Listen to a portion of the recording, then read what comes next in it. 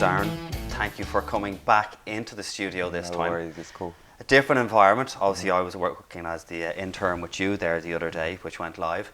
So how has business been since we met? It's been good. Yeah? It's been good. So basically, we just launched the new app. Okay. And we went a little bit viral on Twitter, which is good for Nice. us. And yeah, we've been getting the customers in, so it's a good moment for us, I suppose. Yeah. But we've gotten some feedback, obviously, since the intern morning went live, and some of our viewers were hoping that I had gone a little bit deeper into the difficulty of funding, because you had mentioned in the intern morning that you found, or it was difficult to get funding. What did you mean exactly by difficult? Like, was it the amount of time it took? Was it the VCs you reached out to? What was difficult for you? So we didn't actually speak to any VCs, but I suppose to give you a bit of context is that, one, yeah, it took time. It took a very long time. And bear in mind that I'm just not part of that world, if that makes sense. So until now, until now, yeah, exactly. So I had no connections to angels, no connections to VCs, no connections to basically institutions or people that could give us a bit of money. Yeah.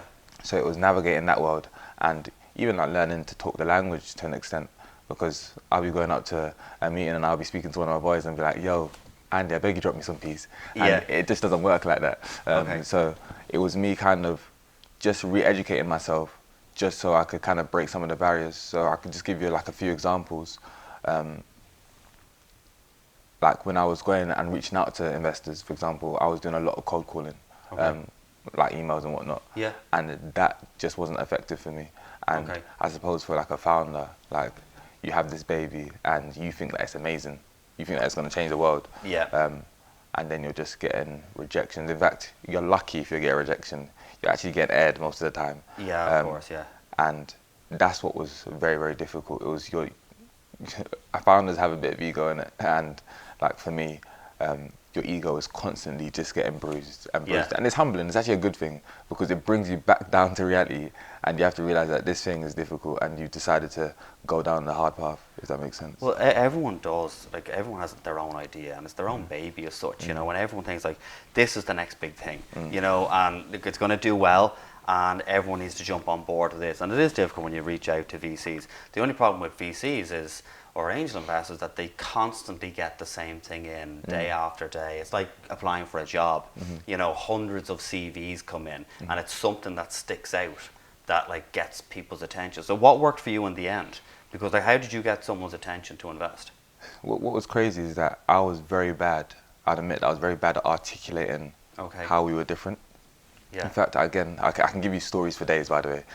So there was this one instance where I was talking to an angel, and I'd given him a deck, and luckily one of our investors at the time, he had just introduced, and he was willing enough to just sit down and talk to me, but he had already rejected me in his head. And in fact, he let me know from the jump that, look, I've got the same deck. So as you said, I got the same deck 3 weeks ago.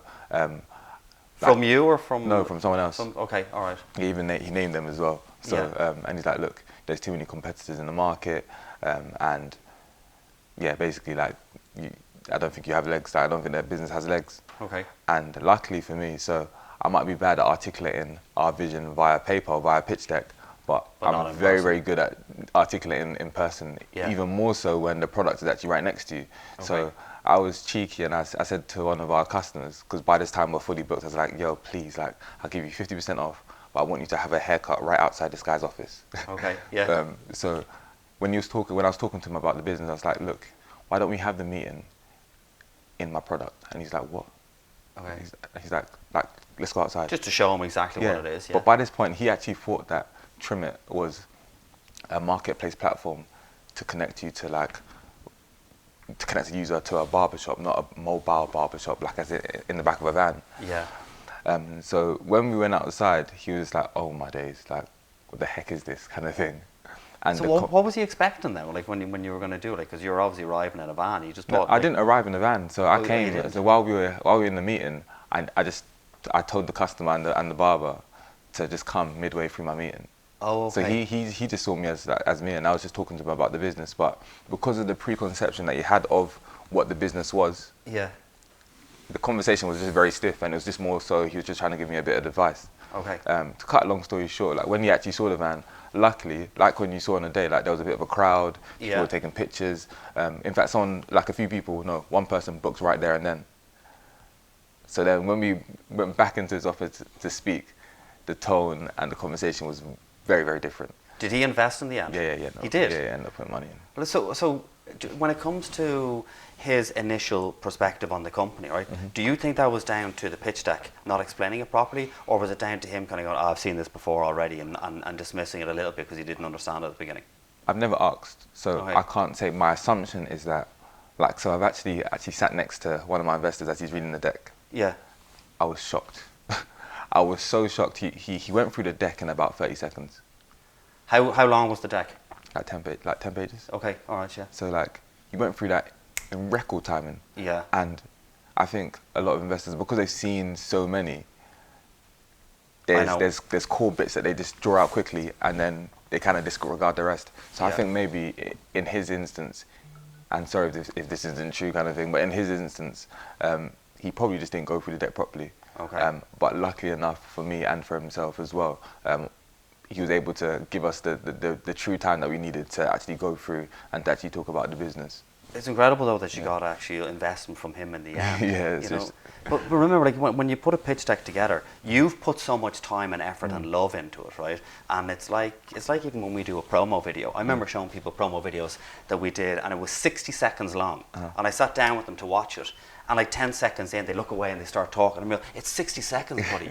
All you need to do is pay attention for 60 seconds. But like, it's different because they see pitch decks all day, every day. It's back to the whole thing like CVs, and you need something that just either grabs their attention, which is an understanding of what it is you do in a cover mail before they even look at it, or a warm introduction, because if they're getting mails all day long, you need someone that's going to do you need to see this guy Darren, you need to see what he's doing, here it is. So what advice would you give to anyone now who's looking to reach out to VCs, because you went about it the difficult way? So what would you change if you were doing it again?